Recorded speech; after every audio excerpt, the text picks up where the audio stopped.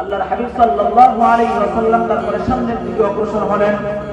বুরাকের পিঠে চড়ে তিনি বাইতুল মুকাদ্দাসের পথে অগ্রসর হলেন। পথিমধ্যে তিনি দেখলেন একজন ব্যক্তি, তাদের মুখের মধ্যে আল্লাহ তাআলার পক্ষ থেকে শান্তি দেওয়া, তাদের নখগুলো হচ্ছে এমন তামা জাতীয় নখ, এত বড় বড়, সেই নখগুলো তারা তাদের গালকে আঁচড়াচ্ছে, সেখান থেকে গোশত বের করে তারা খাচ্ছে। নবী সাল্লাল্লাহু আলাইহি ওয়াসাল্লাম বলেন, কারণ কি এরা কি পাগল হয়ে গেল কিনা? জিবরিল আমিন ডাক দিয়ে বলতেছে, ইয়া রাসূলুল্লাহ, ইয়া হাবিবাল্লাহ, এরা হচ্ছে ওই সমস্ত ব্যক্তি যারা দুনিয়ায় থাকা অবস্থায় মৃত গায়ের গোশত ভক্ষণ করতে, বলে নাউযুবিল্লাহ। এবার জাহান্নামের কিছু নমুনা আল্লাহ তাআলা দেখাচ্ছেন নবীকে।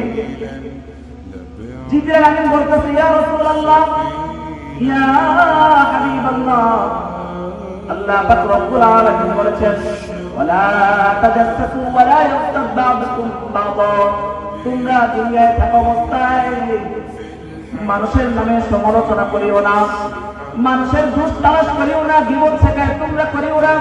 আইয়ুহিব্বু আহাদুকুম আন ইয়াকুলা লাহমা আখিহি মাইতান ফাকারিহতুমু, তোমাদের কেউ কি তার নিজের আপন মৃত ভাইয়ের গোশত খেতে ভক্ষণ করতে ভালোবাসে কিনা? না না, তোমরা ভালোবাসো না। ফাকারিহতুমু, তোমরা এটাকে অপছন্দ করো, ঘৃণা করো। যেখানে আল্লাহ তাআলা গীবত করাকে নিজের মৃত ভাইয়ের গোশত খেতে, গোশত ভক্ষণ করার সমতুল্য করেছেন, সেখানে তারা দুনিয়ায় থাকা অবস্থায় মানুষের গোশত খেত, তারা গীবত করত। এই জন্য আল্লাহ তাআলা তাদের শাস্তির কত করবে সেটা তাদের কেমন শাস্তি দিয়েছেন যে তারা এখন নিজেদের গাল আঁচড়ে সেই গোশত বের করে নিজেরা ভক্ষণ করতেছে। নাউযুবিল্লাহ। নবী সাল্লাল্লাহু আলাইহি ওয়াসাল্লাম সামনে অগ্রসর হলেন।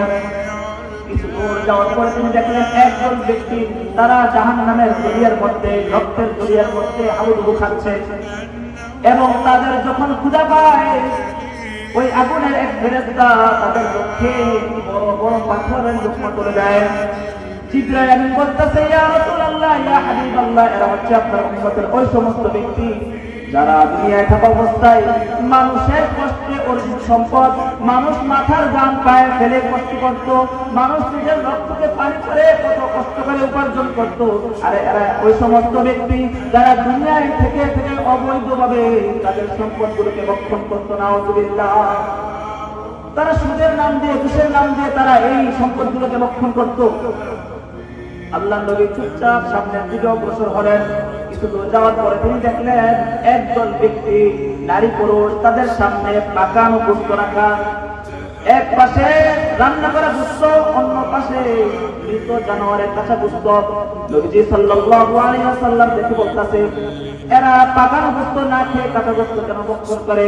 জিবরিল আমিন ডাক দিয়ে বলতেছে, ইয়া রাসূলুল্লাহ, ইয়া হাবিবাল্লাহ, এরা হচ্ছে আপনার উম্মতের ওই সমস্ত ব্যক্তি যারা দুনিয়ায় থাকা অবস্থায় নিজেদের ঘরে হালাল স্বামী থাকা সত্ত্বেও, হালাল স্ত্রী থাকা সত্ত্বেও তারা পর পুরুষের সাথে পরকীয়া করত, তারা মহিলাদের সাথে পরকীয়া করত, বলে নাউযুবিল্লাহ।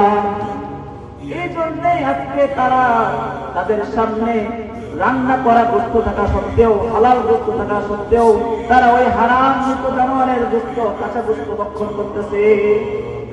নবীজি সাল্লাল্লাহু আলাইহি ওয়াসাল্লাম সামনে অগ্রসর হলেন।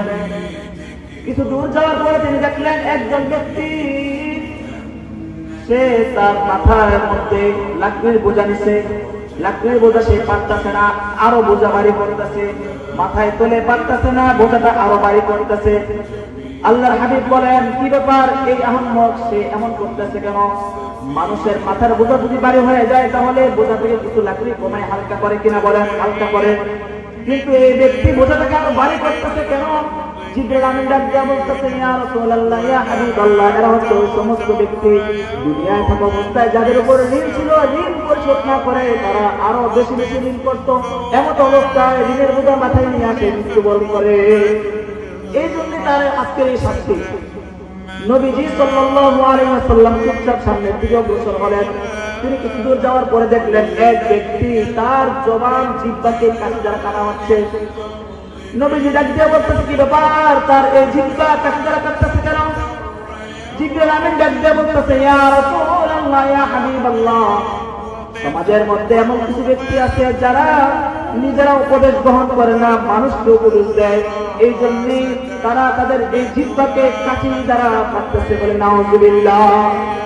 আল্লাহ পাক রব্বুল আলামিন সূরা সফের মধ্যে বলেন, ইয়া আইয়ুহাল্লাযীনা আমানু লিমা তাকুলুনা মা লা তাফআলুন। এই ইমানদারগণ, আল্লাহ তাআলা ডাকতে বলতেছে আমাদেরকে, হে ইমানদারগণ, লিমা তাকুলুন মা লা তাফআলুন, কেন তোমরা মানুষকে এমন কথা বলো যেই কথার উপর তোমরা নিজেরাই আমল করো না। এই জন্য উপদেশ যখন আমরা মানুষকে দিব তখন নিজের আগে আমল করার চেষ্টা করব, আমল করে করে মানুষকে উপদেশ দিব। যদি এমনটা না হয় তাহলে হাসরের ময়দানে নিজের জিহ্বা নিজে কাছে দ্বারা কাটতে হবে। নবীজি সাল্লাল্লাহু আলাইহি ওয়াসাল্লাম সামনে অগ্রসর হলেন। কিছু দূর যাওয়ার পরে তিনি সুগ্রাণ পেলেন। জিবরাইল আমিনকে ডাকতে বলতেছে, কি ব্যাপার, কি সুন্দর সুগ্রাণ, কিসের গ্রাণ এটা? জিবরাইল আমিন বলতেছে, ইয়া রাসূলুল্লাহ, ইয়া হাবিবাল্লাহ, এই গ্রাণটা হচ্ছে জান্নাতের গ্রাণ। বলে সুবহানাল্লাহ। কিছু দূর যাওয়ার পরে তিনি দেখতেছেন আবার দুর্গন্ধ। নবীজি বলতেছে, কি ব্যাপার, এই দুর্গন্ধ কিসের? জিবরাইল আমিন বলতেছে, ইয়া রাসূলুল্লাহ, ইয়া হাবিবাল্লাহ, এই দুর্গন্ধটা হচ্ছে জাহান্নামের দুর্গন্ধ।